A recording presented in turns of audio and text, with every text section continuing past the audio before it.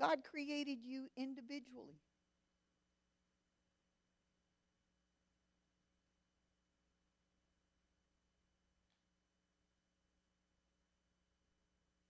It's time to get on track. It's time to get on the right track. I'm going to have a lesson on Saturday that God gave me for you a few years ago through an argument my husband and I were having. I was so mad I could have chewed nails and spit out tacks at him. I had to leave, walk out of the house and go down to the barn where I could smell horses to get my peace back. And I'm out there arguing and talking to God about my husband and why these things bother me. And the Lord gave me a message. And I will give that to you on Saturday. And it's how we defeat fear.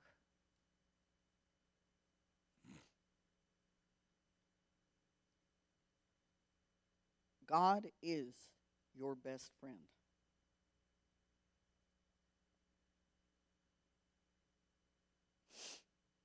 And He wants you to know that down in your heart. And if you're quiet long enough, He'll actually tell you that.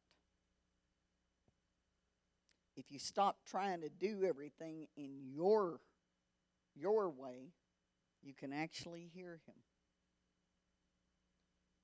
So many people are in works. They think if they do this and they do that and they jump through this hoop and they build this and they do that, they're going to hear God better. I often have gone before the Lord and asked Him, why didn't He really let David build the temple? Why did He wait for his son? Why? David had already jumped through hoops, done all kinds of things. God knew. God knows our heart. We each have different things that we are supposed to do. We each have different callings. And He knew before He created you what your calling was. Laurel and I were talking about the different people about a month ago that have attended several of our conferences, and they're now equipped to go out and to do what we do. They're equipped to do deliverance, they're equipped to minister, but they're still sitting on their butts. They're not out there. And it's like they want us to do it for them. Okay? And I had a modeling school in an agency in Houston, and I sent models all over the world. But then there was those that would go through the classes, you'd train them, and then they'd sit on their rear. We called it the prima donna stage. It was, I've done it all. I'm so pretty. The world should want me. And it was, quite often, it was the ones that weren't really as gorgeous that got the jobs, because they were the ones out knocking on the doors, showing their portfolios, bugging the clients, like me, that's what I did, and bugging them and bugging them and bugging them and bugging them until they'd say, okay, I'll let you do this. I'll give this job to you. And then you did it so good that they hired you for another thing. And then you did that, and they hired you for more. I certainly wasn't the most gorgeous woman in Houston, but there were more billboards of me in Houston at one time than there was any of my friends, because I was relentless. And that's what now I'm training people to do the ministry, and they're sitting around not doing it. And then they want to help. And I'm sitting there going, I haven't seen you go out and minister to anyone. Who are you ministering to? Where is your spirit of boldness? Who are you bringing into the kingdom? Who is already in the kingdom that needs help? Who is in the kingdom but they need deliverance? Who are you helping to deliver? Because we have a lot of people. That man down there that's cooking, he never shuts up.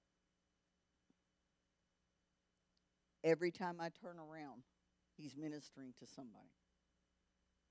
Every time I turn around, he's doing deliverance with someone. He's calling all these men that he used to work with out on oil rigs and telling them about the Lord and getting them to come to conferences. And even if they don't come to the conference, he's going to walk them through it. Because he wants them free.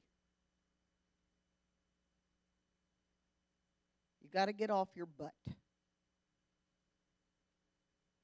You got to get off your butt. God called you to plant, to not just plant the seeds, but sometimes to water them.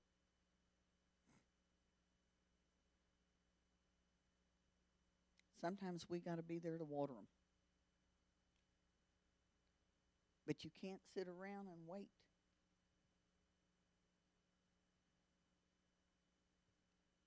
You are here because you want to be an overcomer.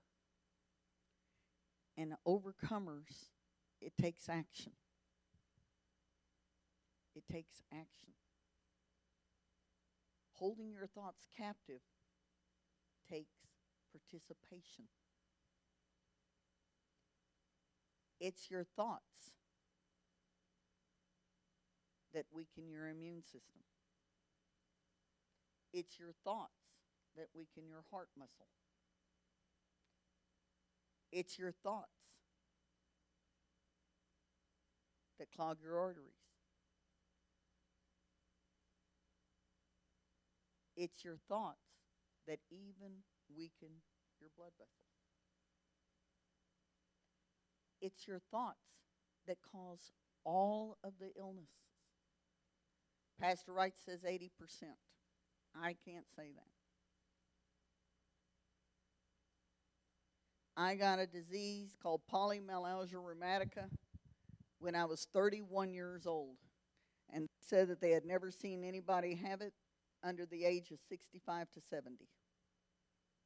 It wasn't until 9 years after I was diagnosed with it, my grandfather was diagnosed with it,